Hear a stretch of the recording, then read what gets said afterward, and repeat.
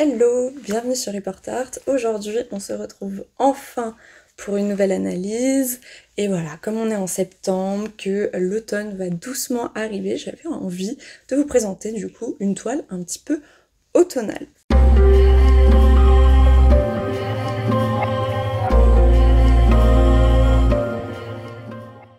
Comme d'habitude, on va regarder un peu naïvement la toile pour que vous puissiez un peu vous en imprégner pour ensuite pouvoir l'analyser. On est sur une huile sur toile, format paysage, avec un personnage féminin dans une barque. De par son expression, on devine qu'elle va pas forcément très bien, et par ses vêtements, on constate qu'elle n'est pas de notre époque. Nous ne savons pas où la barque l'amène, mais on peut y observer une lanterne, des bougies, un crucifix, une grande tapisserie à motifs qui est en partie dans l'eau. La jeune femme, elle est entourée par la végétation, et sur le côté gauche, on a deux petites hirondelles. La seule construction est en arrière-plan, et ce sont des escaliers qui amènent notre regard vers le mur d'un bâtiment en pierre, mais on ne sait pas forcément sa typologie. Le seul indice que le spectateur peut avoir dans cette œuvre se trouve sur la proue de la barque, où on trouve l'inscription The Lady of Shalott, et c'est pas trop compliqué de comprendre que c'est sûrement le nom de la jeune femme de l'œuvre. Et aujourd'hui, c'est de son histoire qu'on va en partie parler. C'est une œuvre peinte par John William Waterhouse, qui naît en 1849 de parents britanniques à Rome. Il y passera une partie de son enfance avant que toute la famille ne revienne en Angleterre. Et avec Waterhouse, on est très vite confronté à un problème avec lui, c'est qu'en fait, on n'a pas de documents personnels ou administratifs, etc. Par exemple, on n'a pas de lettres écrites par sa main ou qui le mentionnent forcément. On a pas mal de documents administratifs non existant, ce qui est un peu compliqué pour faire des recherches sur lui. Même si les chercheurs ils ont bien avancé sur le sujet, il y a encore des zones d'ombre dans sa vie. Par exemple, tout bête, sa date de naissance, on est sûr qu'il est né en 1849, mais pour ce qui est du mois et du jour, on sait pas trop parce que on n'a pas son acte de naissance. Ce qu'on sait au niveau de sa famille, c'est qu'il naît d'un père tisseur de tapis et peintre, et d'une mère bourgeoise qui elle aussi est peintre et expose tout comme son mari. De par sa branche maternelle, on sait qu'il grandit quand même dans une famille bourgeoise, mais surtout une famille d'artistes, ce qui est quand même un détail assez important. Et de par sa catégorie sociale, on sait qu'il va suivre des cours de mythologie, de latin, d'histoire, de littérature, etc. Et c'est des choses qui vont lui servir dans sa carrière parce que Waterhouse est obsédé par la mythologie antique. Et c'est quelque chose qu'on va retrouver beaucoup dans ses peintures, notamment sur mon mur avec cette sirène. Lui, voilà, vraiment, ce qu'il aime le plus, c'est la mythologie, enfin mythologie antique précisément, mais là, on sent qu'on n'est pas dans ce registre avec Lady of Shalott. En fait, ça va s'expliquer parce qu'en 1888, il y a un tournant dans la production de Waterhouse où il va s'intéresser à des auteurs britanniques, surtout romantiques. Encore une fois, sur cette chaîne, on a beaucoup parlé du romantisme, et je le répète au cas où vous n'arrivez que via cette analyse. Le romantisme, c'est pas le fait d'être romantique avec quelqu'un, c'est un courant d'abord littéraire puis pictural qui se développe en Europe, où on va vouloir exacerber les passions, les représenter, etc., etc.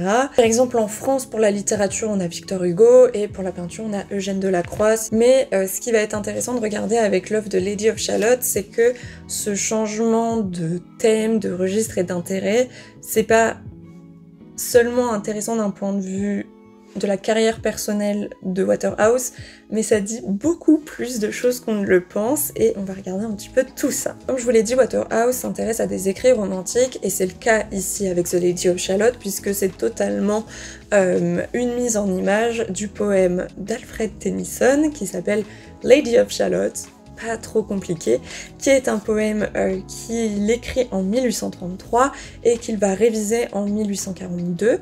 Je vais pas forcément vous lire tout le poème parce qu'il est très très long.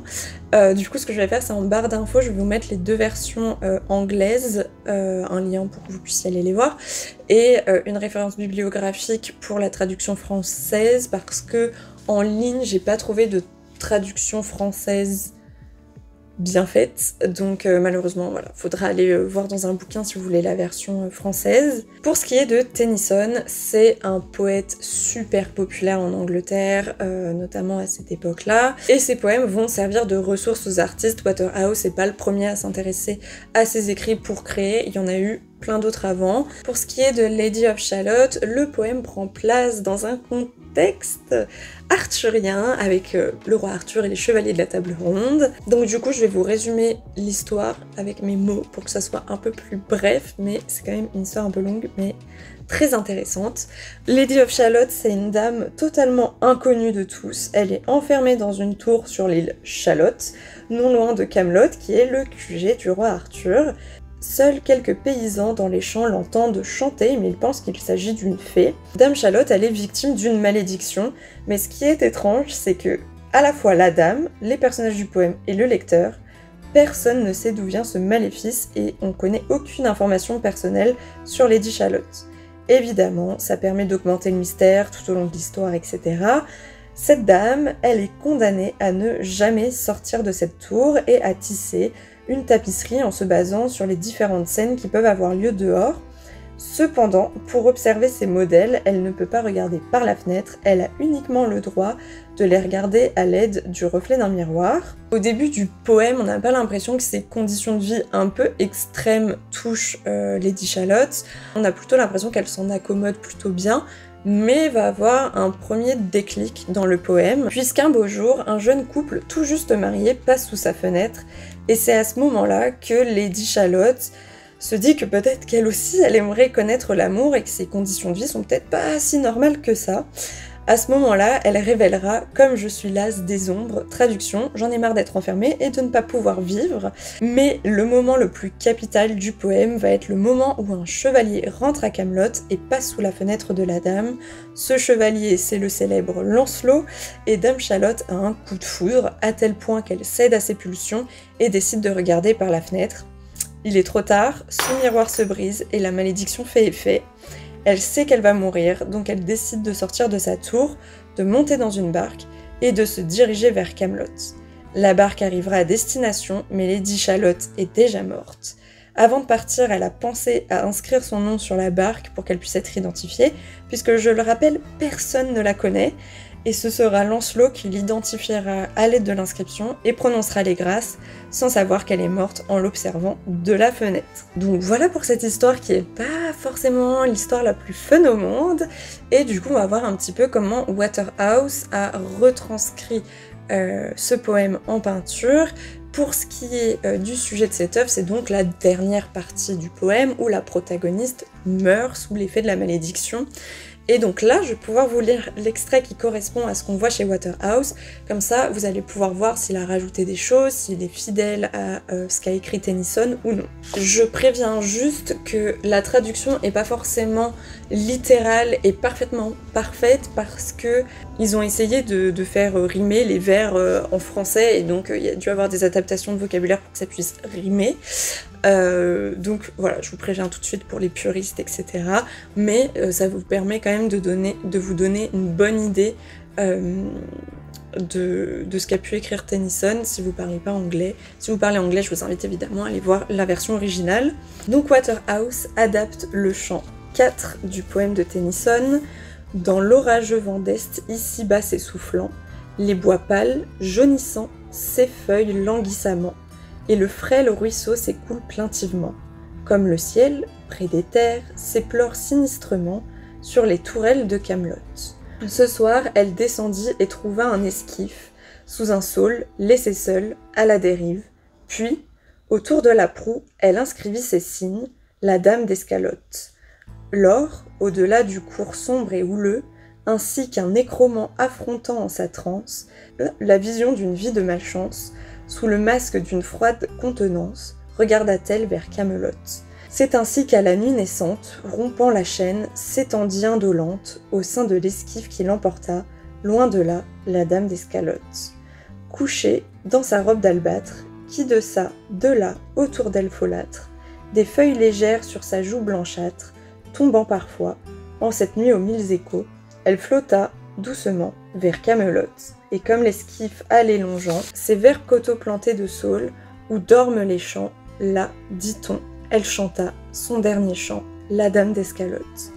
Un air joyeux, dit-on, plein de mélancolie, chanté à haute voix, lentement, clairement, jusqu'à ce que son sang se fige entièrement, et que ses yeux se voilent totalement, tournés vers Camelot, car, avant qu'à la marée, sa nacelle touche à la cité, chantant son air, à trépasser, la dame d'Escalote. Donc voilà pour cet extrait un petit peu long, et oui, dans la version française, on dit pas la dame Chalotte, mais la dame d'Escalote, sauf que je n'aime pas du tout la version française, donc je préfère rester sur le terme anglais. Voilà, ça me paraissait important quand même de vous partager cet écrit pour que vous puissiez comprendre sur quoi se base Waterhouse. Et petite note à part, on remarque aussi que dans le poème, au niveau structure, la Lady of Shalott est aussi enfermée dans le poème entre les vers, etc. Il y a quand même un détail important à aborder dans ce poème, c'est que Tennyson fait énormément d'allusions érotiques, puisqu'on parle quand même de l'éveil du désir amoureux et sexuel d'une jeune femme qui va l'amener à sa perte, parce que nous verrons plus tard, mais ça ne correspond pas forcément à ce que le projet victorien souhaite pour les femmes. Donc c'était important pour moi de vous parler de ce sous-texte, parce que c'est sous-entendu à la virginité, la perte de virginité, à la pureté de Dame Chalotte, etc. Ça va se retrouver dans l'œuvre de Waterhouse. Mais pour ce qui est de la toile, on se retrouve bien dans une ambiance automnale, on a la robe diaphane de la dame, on a l'inscription sur le bateau. Cependant, Waterhouse va ajouter des détails pour renforcer les symboliques du poème et l'état du personnage. Comme d'habitude, chaque détail a sa symbolique, et ça on a déjà pu le voir avec l'Ophélia de Millet. Et en parlant de lui, la nature de ce tableau est totalement inspirée par l'Ophélia de Millet. Pour ce qui est de l'expression de Chalotte, qui est un visage mi en train de mourir, mi en transe, ça rappelle la Béatrix de Rossetti.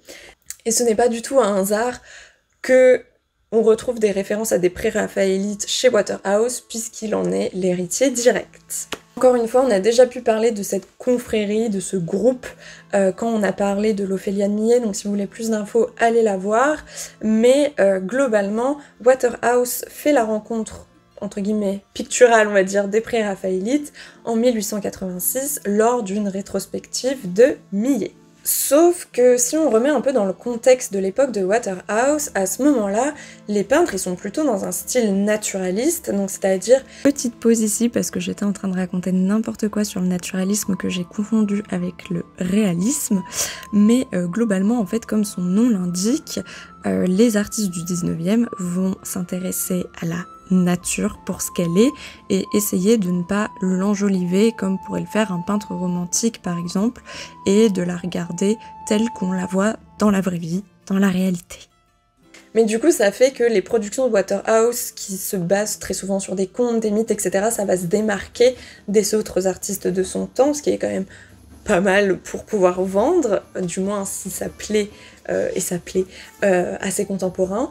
Mais ce qu'il faut quand même nuancer, c'est qu'on peut pas forcément le rattacher au pré-raphaélite, parce que lui, enfin, il est beaucoup plus tardif que les pré-raphaélites qu'on connaît, et surtout, il partage pas forcément toutes les mêmes idées. Par exemple, les pré-raphaélites étaient dans un rejet total de la Royal Academy, qui est l'équivalent de l'Académie des Beaux-Arts, mais pour l'Angleterre, alors que Waterhouse va très très bien s'intégrer dans la Royal Academy.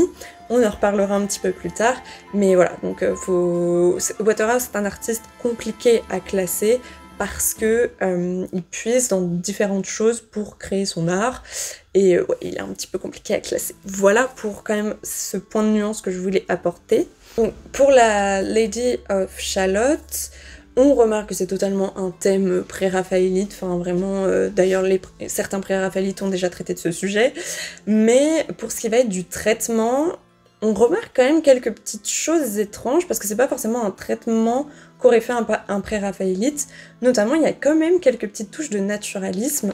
On peut le voir en partie avec l'expression de Lady Chalotte, où en fait on voit qu'elle a pleuré parce qu'elle a les yeux rouges, et les lèvres enflées qui sont voilà, hein, tout simplement le résultat de gros pleurs. Et donc quand même, voilà, il y a quelques petits détails un peu étranges, mais on éclaircira tout ça un peu après. Pour ce qui est de la poitrine et de son ventre, souligné par une ceinture, c'est une référence directe à la peinture de la Renaissance, où c'est le symbole de la fertilité féminine, et la ceinture, symbole de l'incapacité de cette femme à exprimer sa sensualité, qui l'a poussée à regarder par la fenêtre, qui l'a amenée vers la mort. Pour les autres éléments symboliques, on a aussi la feuille d'automne qui tombe sur son genou, qui est littéralement en train d'annoncer qu'elle va mourir, puisqu'évidemment une feuille morte, ça va, la symbolique est assez claire, mais c'est aussi le symbole de la perte de l'innocence. On va retrouver la tapisserie magique du poème, et on se rend compte qu'en fait toutes les scènes représentées sur cette tapisserie sont les scènes qui ont précédé la mort de Charlotte, avec Lancelot, les amants, etc. etc. Les hirondelles qui chantent avec la dame, elles seraient tirées d'un autre poème de Tennyson qui se nomme The Dying Swan, donc le cygne mourant, où dans un des vers il est fait mention d'hirondelles. Waterhouse va quand même ajouter quelques éléments, notamment un crucifix et des bougies qui s'éteignent une à une, pour intensifier l'aspect funèbre de cette barque. Dans son œuvre, il fait le choix de représenter les quelques minutes avant la mort de la dame, ce qui n'est pas toujours le cas dans le traitement du sujet par des artistes. Comme vous pouvez le voir, parfois on la montre plutôt déjà morte dans la barque et en train de se faire transporter par le fleuve, ou le moment où elle est accueillie par le cortège de chevaliers qui découvrent ce corps sans vie arrivé à Camelot. Évidemment, pour ce qui est de la symbolique de la barque, c'est assez important puisqu'elle traduit le passage d'un état à un autre, comme avec la symbolique de Charon, le passeur d'âme des enfers que vous devez connaître. Le tableau permet aussi de montrer le résultat d'une transgression d'un ordre établi qui amène à la mort.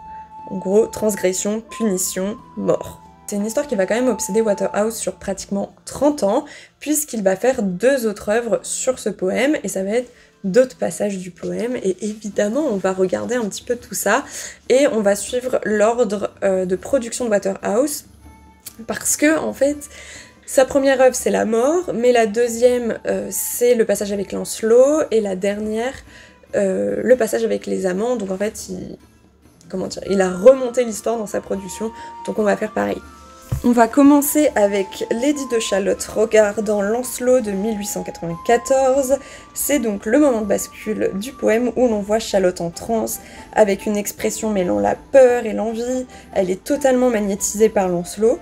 Ce dernier peut être aperçu dans le reflet du miroir dont sa lance rejoint l'une des premières brisures qui annonce l'abattement de la malédiction sur Shalott. Elle tourne le dos métaphoriquement à l'autel de la Vierge, mais c'est aussi le symbole de la vie qui va la quitter et de sa perte virginale. Le fil emmêlé donne une impression de sortir d'un cocon qui ici voudrait signifier la naissance d'un désir sexuel en voyant Lancelot. Encore une fois, on a des références au pré-raphaélite avec l'autel repris d'un tableau de Millet et l'idée du fil repris de Hunt, qui a illustré un recueil de poèmes de Tennyson. Et pour le dernier qui date de 1915, donc qui est vraiment à la toute fin de carrière / vie de Waterhouse, je suis lasse des ombres d'Idame de Shalott. Elle représente le moment où Shalott se rend compte du poids de son enfermement. On voit le couple de jeunes mariés en bas du reflet de la fenêtre, les arches forment un cœur, Shalott elle s'étire pensive mais aussi parce qu'elle a beaucoup travaillé sur sa tapisserie, donc au bout d'un moment ça fait mal au dos, mais elle est pensive aussi sûrement en pensant à son enfermement et à la vie normale qu'elle ne peut pas avoir. D'ailleurs, la forme des navettes du métier à tisser rappelle la future barque et présage la mort du personnage, et à travers la fenêtre, on a toutes les références à l'histoire. On a Camelot, la destination de Lancelot, le fleuve où elle va se laisser mourir, et le couple qui va commencer à éveiller son désir amoureux, qui va la mener à la mort. Encore une fois, on a une ref au pré-raphaélite avec l'étirement de Shalott, qui rappelle celui de la Marianne de Millet, qui est une autre héroïne tourmentée par le désir. Maintenant qu'on a analysé l'œuvre au sens pictural, on va voir que c'est pas juste une œuvre faite comme ça. Donc déjà, pourquoi Waterhouse a choisi ce poème? Déjà, c'est pour un intérêt personnel, puisque le thème qu'il préfère, ce sont les femmes maudites qui finissent généralement avec une fin tragique et souvent violente. Donc forcément, l'histoire de Lady Charlotte, ça l'intéresse, et en plus de ça, je le répète, Tennyson est un auteur très populaire dans la société victorienne, donc ça n'a rien d'étonnant, mais il n'y a pas que des raisons personnelles, mais aussi il y a des raisons un peu plus universelles. Puisqu'en fait, à cette époque, à la Royal Academy, il y a un énorme débat qui apparaît. En fait, dans la seconde moitié des années 1880, la Royal Academy remet en question l'intérêt de l'enseignement français dans les arts, puisqu'évidemment, à l'époque, les capitales européennes des arts savent ce qui se passe dans les autres écoles, etc. Il y a beaucoup de voyages d'étudiants entre différents pays, etc. pour aller se former ailleurs ou pour un intérêt personnel, etc. Et là, à la Royal Academy, on se dit non, faut revenir à quelque chose de purement anglais, et faut pas aller prendre des méthodes d'autres pays, il faut qu'on exprime notre identité nationale, donc on va pas l'exprimer en utilisant des techniques étrangères. Mais de l'autre côté, en fait, on a les jeunes artistes qui voient en fait le naturalisme, l'impressionnisme se développer en France, et ils voient en fait de nouvelles possibilités de création, et ils se disent que c'est peut-être un petit peu trop archaïque de rester purement sur des techniques anglaises, et que ce serait un peu une perte de pas aller voir ce qui se passe ailleurs. Donc, conflit entre ces deux points de vue. Et du coup, Waterhouse, comment il se positionne là-dedans? En fait, Waterhouse, depuis 1885, est professeur de peinture et de dessin à la Royal Academy. Donc tout de suite, on va se dire, bon bah du coup, il est prof à la Royal Academy, donc forcément, il va se ranger du côté de l'institution, mais en fait, pas du tout. Pas du tout, puisque notre chère Lady of Shalott en est un parfait exemple. En fait, dans cette œuvre, il va essayer de présenter un compromis entre le point de vue de la Royal Academy et le point de vue des jeunes étudiants. Comment il fait ça? Eh bien, c'est assez simple. Pour le côté traditionnel, ça va être au niveau du sujet choisi, qui est un poème en lien avec l'histoire anglaise, d'un poète anglais, mais le traitement du sujet, lui, va être français. Il a un traitement naturaliste, comme avec la nature qui nous semble réelle, que ce soit au niveau de la végétation ou du ruisseau, ou encore des détails que j'avais déjà pu citer, notamment avec les yeux rouges et les lèvres enflées du personnage, qui sont le résultat de ses pleurs.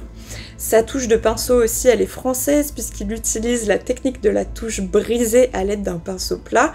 Cette touche, vous la connaissez très sûrement puisqu'elle est caractéristique des impressionnistes et on la retrouve aussi parfois chez les naturalistes. Mais on va dire que on la voit plus nettement chez les impressionnistes, et chez Waterhouse on va le voir encore plus dans la fumée de son œuvre Le Cercle Magique de 1886. Et en gros, dans Lady of Shalott, il mélange le naturalisme au magique. Le sujet, il est traditionnel, mais avec un traitement à la française. Il réalise une tentative de rassembler le présent et le passé, et donc de réconcilier la tradition et l'innovation. C'est quand même un move assez important et courageux, parce que cette toile va lui valoir de mauvaises critiques, parce que ce débat était très tendu à l'époque. Il n'y a pas seulement le traitement du sujet qui révèle quelque chose au niveau contexte historique, mais il y a aussi ce poème qui a un poids et une place dans la société victorienne. Pour restituer, l'époque victorienne, c'est pendant le règne de la reine Victoria, de 1837 à 1901.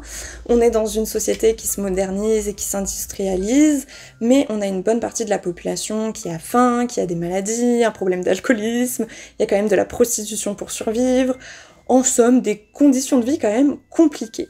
Tous ces problèmes amènent les plus aisés à se renfermer dans son intérieur, surtout pour ce qui est des femmes, puisque comme elles doivent être pures et que leurs valeurs doivent être protégées, elles doivent pas côtoyer entre guillemets la crasse des rues, mais c'est surtout un moyen de les cantonner à leur rôle de femme au foyer, qui doit jouer le rôle de la personne qui garde sa famille sur la bonne voie. La femme idéale est alors une épouse fidèle, virginale, que ce soit au niveau du corps et de l'esprit. Elle doit être enfermée, religieuse, mystérieuse, elle doit aussi être une mère dévouée, aimante et protectrice, et dédiée à ses tâches d'intérieur.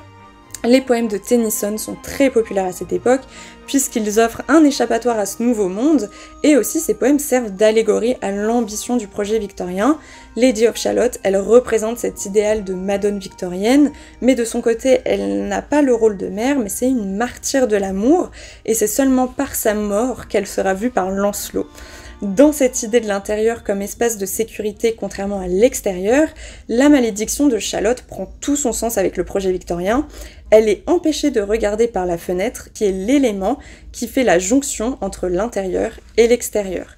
Elle devient une métaphore des contraintes de la vie domestique du 19e siècle, et aujourd'hui les chercheurs y voient un lien avec l'évolution de la condition féminine dans la société anglaise, et de l'appréhension que suscite chez les hommes l'indépendance économique et sociale des femmes, surtout dans un contexte où les luttes féministes se développent pour obtenir le droit de vote et être considérées citoyennes au même titre que les hommes. Donc voilà pour cette ouverture sur les recherches contemporaines à propos de cette œuvre. J'espère que cette analyse a pu vous plaire et vous apprendre de nouvelles choses. Et on se retrouve la semaine prochaine pour une nouvelle vidéo.